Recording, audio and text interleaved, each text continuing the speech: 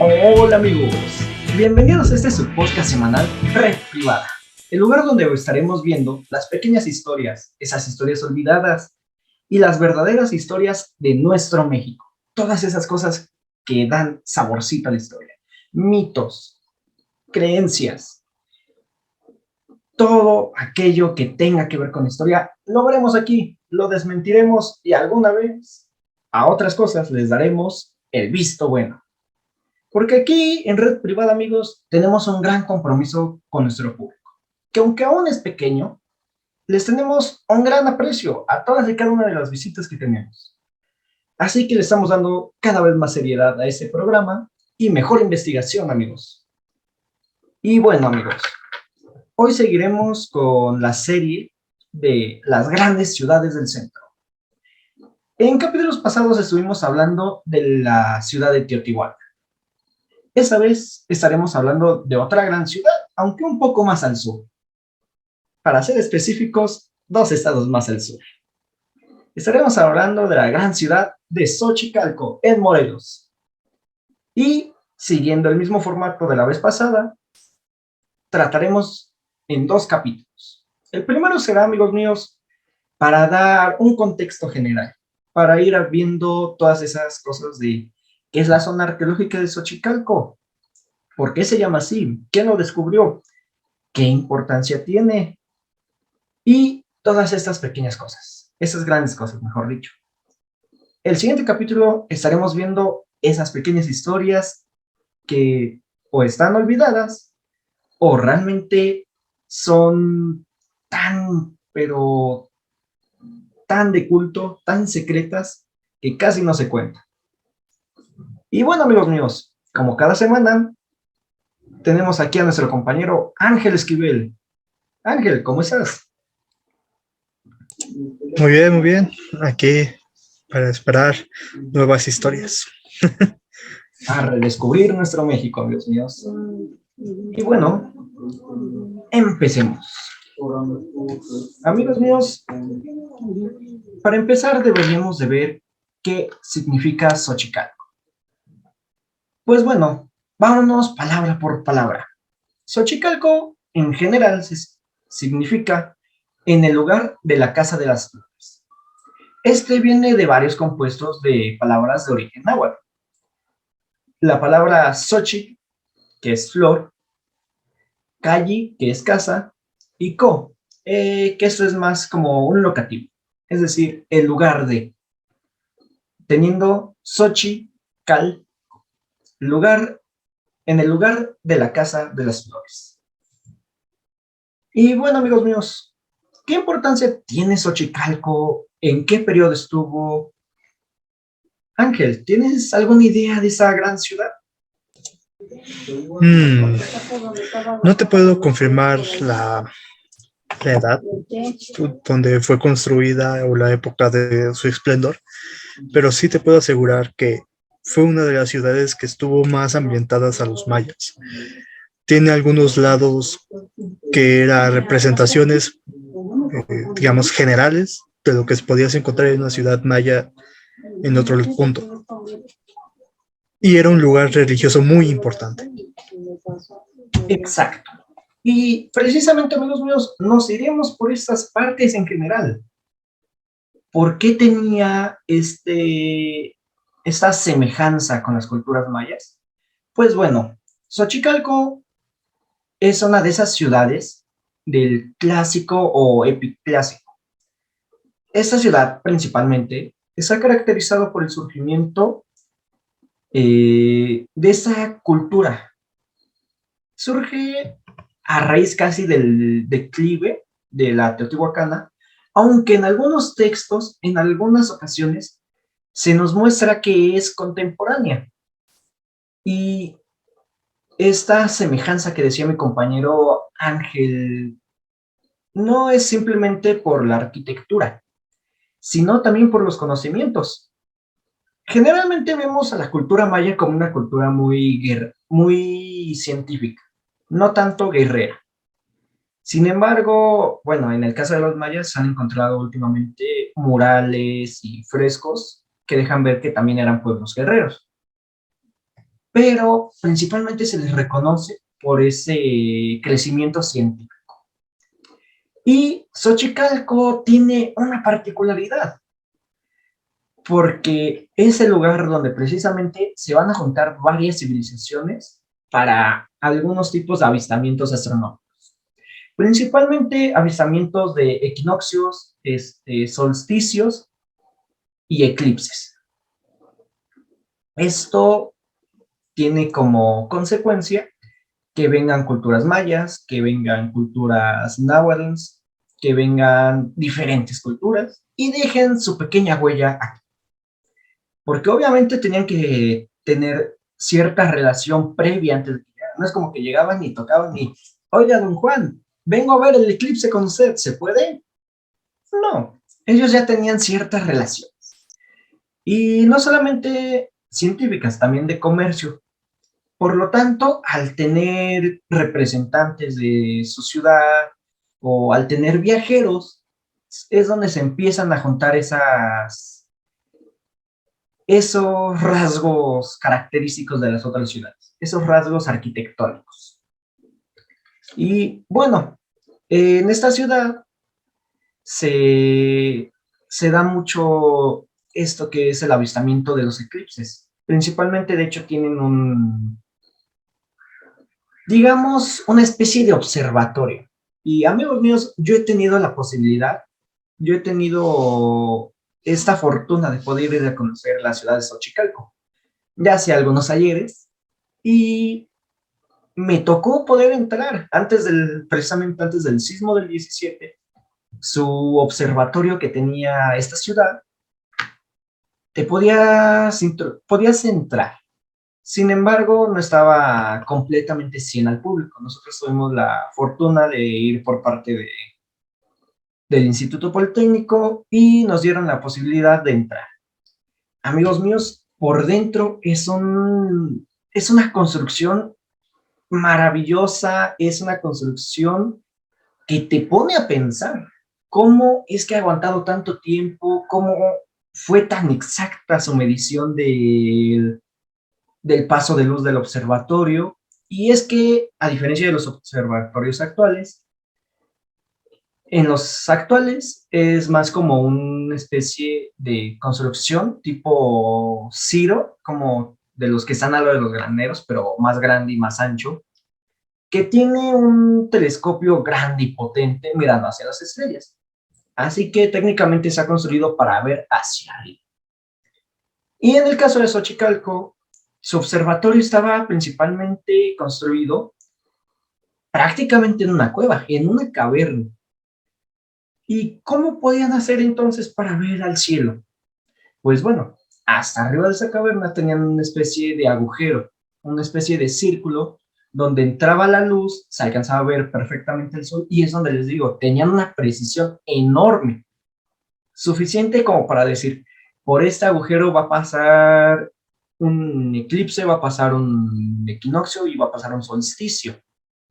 Tenían esa precisión para poder ver el sol, digamos, directamente y como ya saben, no se puede ver hacia un eclipse directamente. Tiene que usar algún tipo de lente o ver de algún otro tipo de forma. Pues bueno, los xochicalcas no tenían lentes de sol, no tenían vidrios para soldar, obviamente. Así que ellos utilizaban un espejo de agua. ¿Qué es un espejo de agua, Ángel?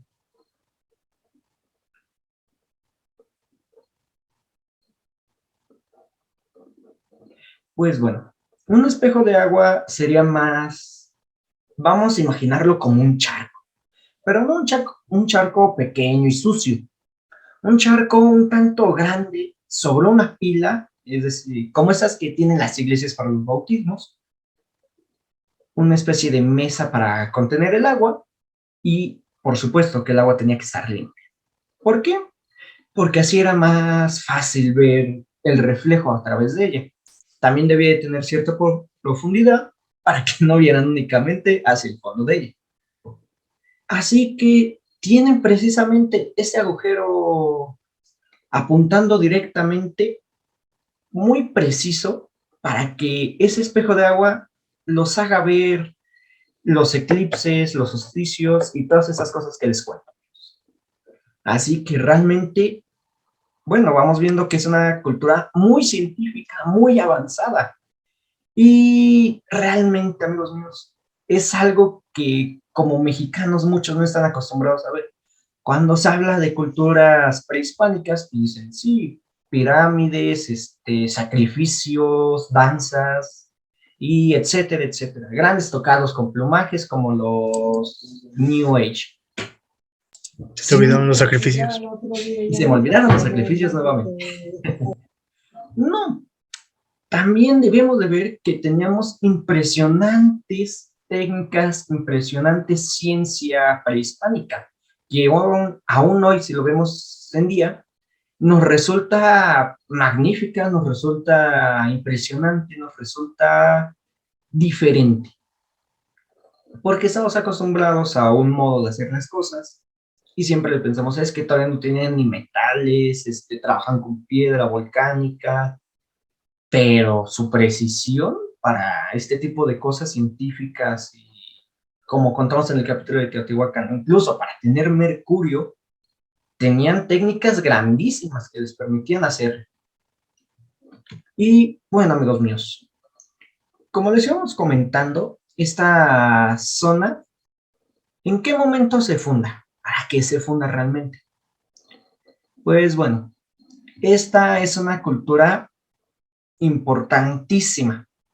¿Por qué? No además de su cultura científica que tenían, aquí es donde tiene estas cosas que los hace pragmáticos, que los hace claroscuros, que los hace tener dos caras. Por un lado vemos la ciencia y por el otro tenemos que era un gran centro de culto que tenía una importancia grandísima en la religión. ¿Por qué? Pues bueno, esta ciudad, Xochicalco, es nada más y nada menos que donde nace el culto a Quetzalcóatl. Así es, a la gran serpiente emplumada. Este dios que después se va a trasladar a dioses como los aztecas, como los toltecas, entre otros, es donde se da el gran culto. Se empieza a dar y aparte se da en mayor medida. Pero no solamente a este Quetzalcóatl mítico, sino que es también donde va a formarse y va a criarse Seacatl Topitzin Quetzalcóatl. Así es, amigos. Ese nombre que les dimos al final del episodio anterior, hoy va a tener relevancia, porque Seacatl Topitzin Quetzalcóatl es, traducido al español, su nombre significa, uno, caña, nuestro Señor, serpiente emplumada. Y esto, pues, bueno, en la parte de Quetzalcóatl es obvio, la serpiente emplumada. ¿Quién era? Pues bueno, este señor fue un gran, digámoslo, político, líder, un gran, también, se me fue la palabra, amigos míos, un gran líder político y religioso. ¿Cómo se llamaban los líderes políticos antes? Recuérdamelo, por favor. Los tlacuanis. Un gran tlatoani. Este señor es esa persona que va a hacer que el culto de Quetzalcóatl crezca, no solo por su nombre, que bueno, ya es una similitud mítico y hombre, Quetzalcóatl, sino porque este señor, aparte de todo esto, también veneraba muchísimo al dios. Este señor va a imponer al dios Quetzalcóatl sobre el dios Texcatipotla y va a ser precisamente quien quite por un momento todos esos sacrificios que había al otro, al dios Texcatipotla. Pero bueno, amigos, de esta persona indagaremos un poquito después. Por el momento seguiremos viendo los temas generales. Así que vayamos a esto. ¿Qué relevancia cultural tiene? Pues bueno, como ya les dije, tiene relevancia científica, tiene relevancia de haber tenido contacto con Teotihuacán, con sus herederos de Tula. Sin embargo, actualmente se han surgido que eventos propiciaran a Xochicalco. Bueno, se ha descubierto que esos eventos lo propiciaron, como lo es la llegada de varios grupos provenientes de diferentes regiones de Mesoamérica. Es decir, que desde aquí ya vemos que no es solamente un grupito, una tribu, sino que se ha integrado por varias personas de varias regiones, a diferencia de cómo lo fueron, por ejemplo, los mexicas cuando llegaron, que son una sola tribu, por así decirlo, que viene de Aztlán. No, Xochicalco se empieza a formar por varias personas que van llegando. Digamos que llega uno de la parte norte de Mesoamérica, llega gente de la parte sur de Mesoamérica, este, oeste, y se empiezan a juntar ahí. Así que empieza a ser policultural. Empieza a tener varias personas viviendo en el mismo lugar que no eran de la misma región. Así que prácticamente podríamos decir que era de las ciudades top en esos tiempos. Y De hecho, esto se puede confirmar porque en los yacimientos de Xochicalco se han encontrado monumentos a Tlaloc, monumentos a otros dioses, aunque obviamente el que más predomina es Quetzalcóatl. así es. Y precisamente es curioso que digas esto del claro, amigo. Antes de que se elevara el culto a Quetzalcóatl más bien, se tenía el culto a Texcatlipotlán y aparte, no recuerdo si antes de él o a la par de él, también se tenía culto al dios Tlaloc. Y veremos precisamente por su ubicación geográfica el por qué este culto a este dios. La ciudad de Xochicalco, amigos, está en Morelos. Morelos es un estado de México, para quien nos esté viendo y no sea del país, o que no conozca muy bien, que está al sur de la Ciudad de México. Está en la zona más, ¿se puede decir central, Ángel? Un poquito más, con un clima propicio para tener bastante fauna. Es de hecho de los estados más, por una forma de decirlo, más verde, con más vegetación, con más ríos, aguas, naturales, y tiene una característica. El estado de Morelos es un estado con muchas montañas, desde pequeños cerros hasta grandes montañas, grandes picos del país. Y será precisamente Xochicalco quien vaya a ubicarse en lo alto de una montaña. Y esto era muy general en algunas otras civilizaciones prehispánicas. Y no solo de México, sino también de otras partes de América, como lo fue en Perú, la ciudad de Cusco, que está ubicada encima de una montaña, precisamente por su ubicación que era propicia para tener agua, para tener un asentamiento que fuera bastante estable, bastante fuerte, que pudiera predominar. Así que, De hecho, tomando en cuenta algo que estamos diciendo ahorita y que es muy importante decir sobre esta ciudad, no nada más su influencia era religiosa, sino que también uno de los objetivos que fue construido Xochicalco fue creada como una ciudad fortaleza. así es. Y es que, amigos míos, si buscan su ubicación de Xochicalco, como lo tiene mi compañero Ángel detrás de él, se puede ver que está sobre una montaña. Tiene una vista perfecta para saber de dónde llegan. No le pueden llegar de un lado porque tiene a lo mejor un barranco, tiene una subida un poco difícil de escalar. Del otro lado no le pueden llegar tampoco porque a lo mejor el cerro está hacia arriba, así que verán venirlos, los verán venir. Y bueno, mucho menos de las entradas principales, que son las que dan hacia abajo. Ellos tienen la posición estratégica. Es una ciudad amurallada, es una ciudad fortaleza. ¿Pero por qué? Si ya dijimos que era científica, ¿no?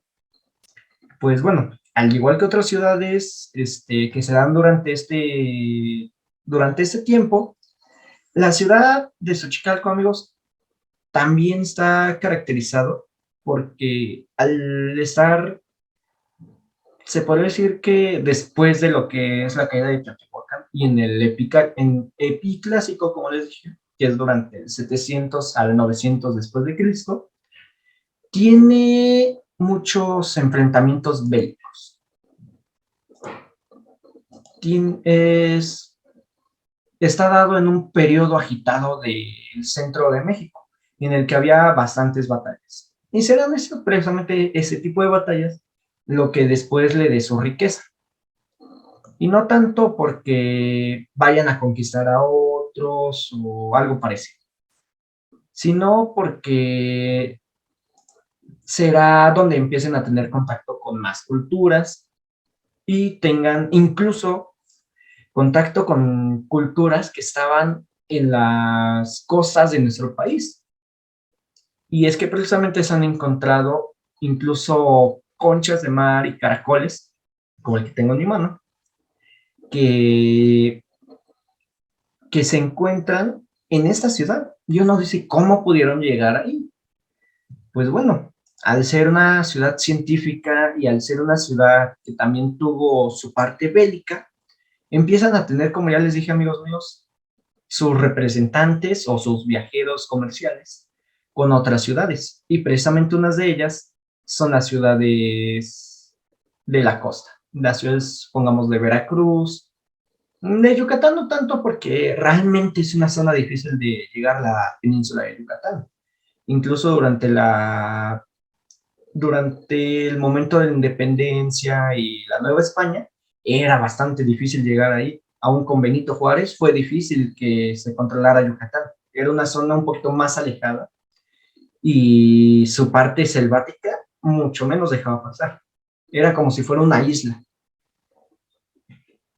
Y bueno, amigos míos, esta ciudad precisamente también se comenzará a tener esa importancia religiosa por precisamente este señor y por también las demás culturas. Comienza a ser una especie de ciudad en la que iban, se hacían consejos, se tomaban decisiones de varias culturas que tenían acuerdos, que tenían tratados, incluso religiosos. Y bueno, amigos, ya vimos un poco de cómo fue compuesta esta ciudad, de el origen de sus habitantes, de que, de que era una ciudad que tenían cierta política mezclada con la teología, que veían la guerra, aunque un poquito menos que el tema científico. Así que pasemos al siguiente punto que nos importa. Y siempre que hablamos de civilizaciones prehispánicas, este es de los que más me gusta, sus construcciones. Así que empecemos a verlas. ¿Qué construcciones importantes tienen? Pues bueno, la ciudad de Xochicalco, amigos, su principal construcción es la que se llama la Gran Pirámide o la Pirámide de los Quetzales. Esta está ubicada en el área cívico-religiosa. Al igual que en todas las ciudades, amigos, siempre su mayor construcción va a estar en el centro de su ciudadela, en el centro de su área religiosa y civil, porque a final de cuentas va a representar estos dos ámbitos. Y muy a la perfección. Por un lado tenemos una pirámide religiosa donde se van a hacer cultos, se van a hacer tal vez algún sacrificio, se va a rendir homenaje a los dioses. Sin embargo, también es muestra de su gran civilización y de su gran arquitectura. Por eso siempre va a estar ubicada casi siempre al centro o en su ciudadela. En el caso de la pirámide, está localizada en la que es llamada la Plaza del Estero, de los dos glifos. Esta es una plaza central precisamente, como su nombre mismo lo dice. Tiene varias estelas y dentro de ellas vienen grabadas algunos glifos, algunas inscripciones. El caso de esta gran pirámide es que podía ser visitada por todos los habitantes de Xochicalco. Estamos hablando de habitantes desde tlatoanis, sacerdotes, guerreros, agricultores, cualquiera que fuera la persona que llegara a poder ir y visitar esta pirámide de Xochicalco. La estructura es impresionante, de grandes dimensiones, y precisamente es por eso que los investigadores se dan cuenta que es la más importante de la ciudad. Casi siempre la pirámide más grande suele ser la más importante. ¿Por qué? Porque tienden a elevar ese culto al dios principal. En este caso, si no mal recuerdo, era precisamente también al dios Quetzalcóatl. Ángel, me habías comentado tú algo parecido sobre la arquitectura xochicalca que te impresionaba mucho. ¿Puedes contarnos un poco? Claro, una de las construcciones que a mí me impresionó mucho de Xochicalco fueron digamos, zonas del juego de pelota, que recordemos que era un juego de los dioses, así era representado, y que al mismo tiempo en algunos puntos de estos juegos de pelota se encontraban temazcales, que en estos lugares eran utilizados para purificar, bueno, se cree que es para purificar a los jugadores que se iban a este juego religioso muy importante. Así es, amigos míos. Como les comenté hace un momento, yo he tenido la gran fortuna de visitar esta ciudad, Xochicalco. Y una de las cosas que más noté es sus canchas de pelota. Este lugar, amigos míos, es impresionante. Estas canchas están, si no mal recuerdo, dos parejas y se alcanza a ver una especie de barranquito. Y cuando uno se asoma puede ver una cancha más y está perfectamente definida, incluso ahora con mayor razón que ya se está preservando la zona. Así que esta zona, a pesar de estar encima de un cerro, de tener bastantes años, etcétera, etcétera, ha sido muy bien conservada, tanto por el tiempo como por los investigadores. Incluso, como les digo, hoy en día se debe de ver incluso más delimitada lo que es la zona. En aquel día yo recuerdo haber visto un barranco y un poquito a lo lejos alcancé a visualizar lo que era la construcción donde iba el aro para el juego de pelota. Y mismo nos explicaron precisamente que tenían unos temazcales cercanos eh, que se usaban con el fin de, como dijo mi compañero Ángel, de purificar a los jugadores del juego. Este juego, como ya saben, amigos míos, es de los más importantes de Mesoamérica. Y no solamente por que fuera una atracción principal para las civilizaciones de ese momento, como en día de hoy sería el fútbol, sino también porque era un juego para los dioses, un juego que decían que ellos mismos les habían enseñado. Y aquí es donde voy a venir a derrumbar otro mito.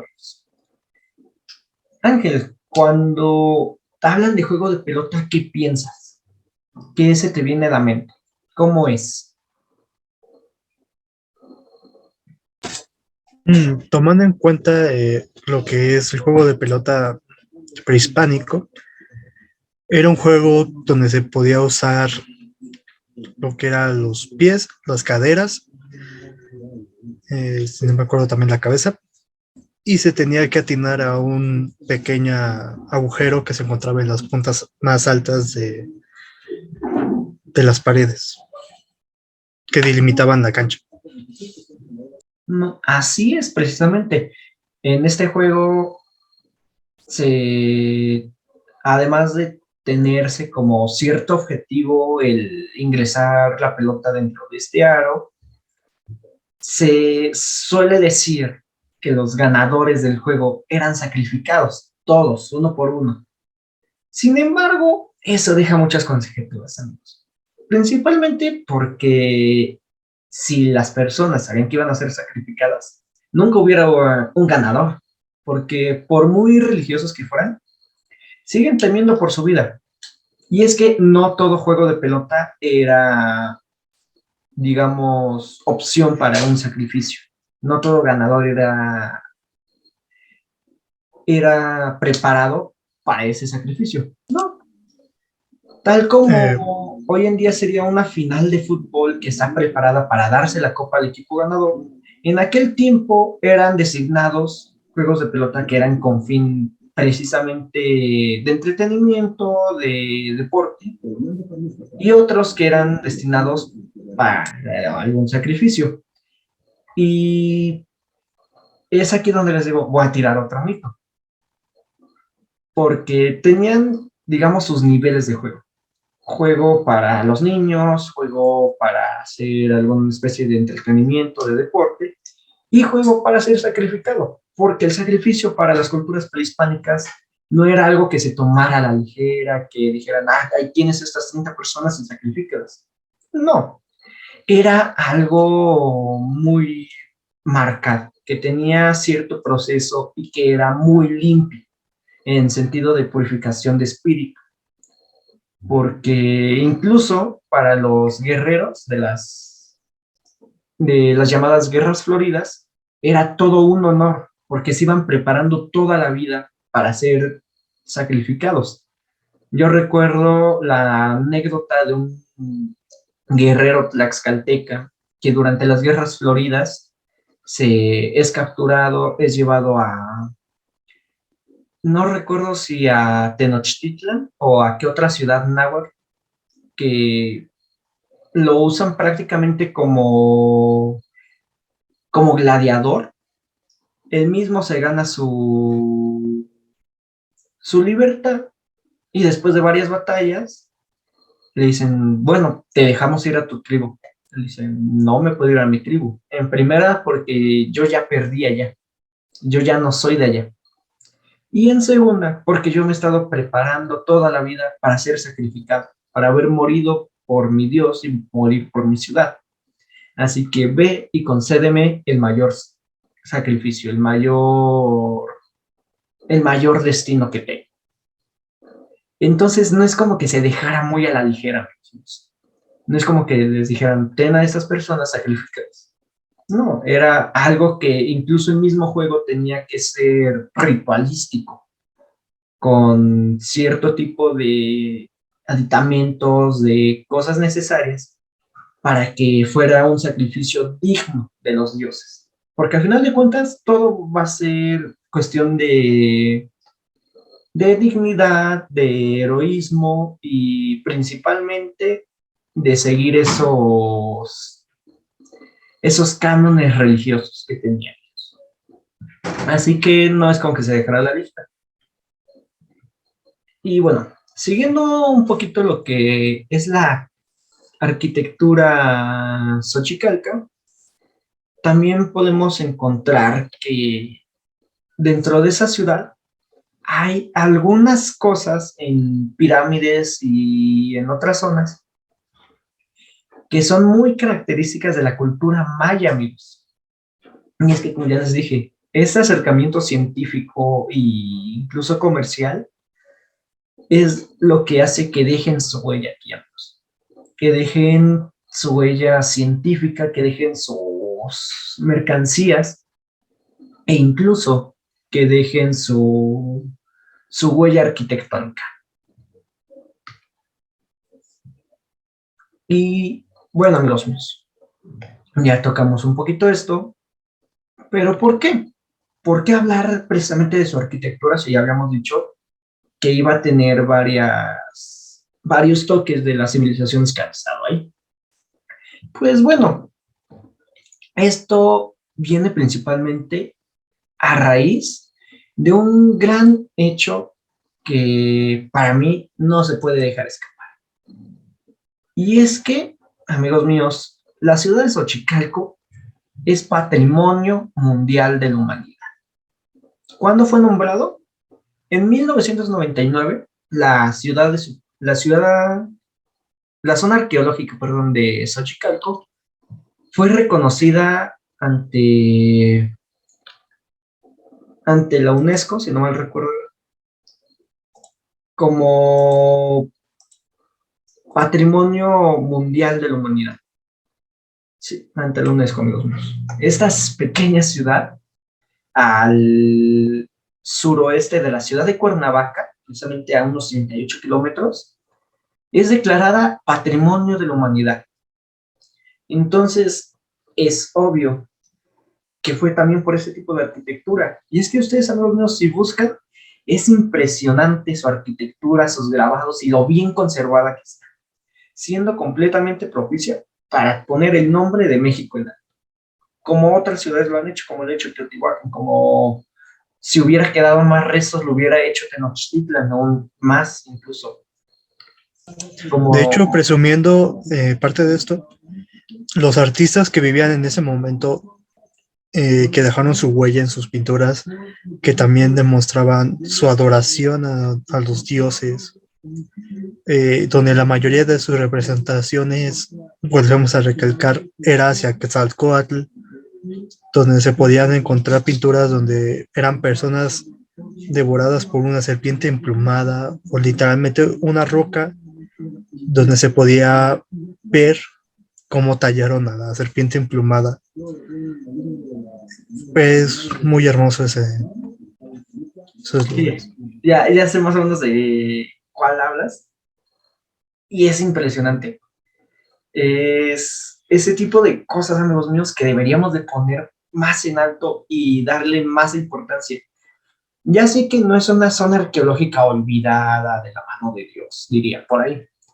Sin embargo, esta es de las ciudades, amigos míos, que debería de compartirse aún más.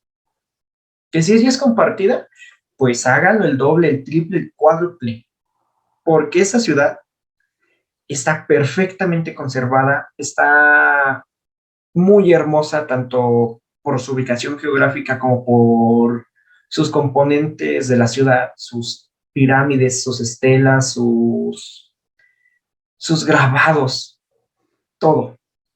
Es realmente impresionante. Y bueno, amigos míos, el día de hoy, por esta ocasión, vamos acercándonos al final de nuestro podcast, de nuestro capítulo. Y así como nos acercamos al final del capítulo, también nos estamos acercando a hablar ya de lo que fue el final de la ciudad de Xochicalco. Y realmente, como pasó con muchas de las demás ciudades, esa cae a raíz de su propia civilización.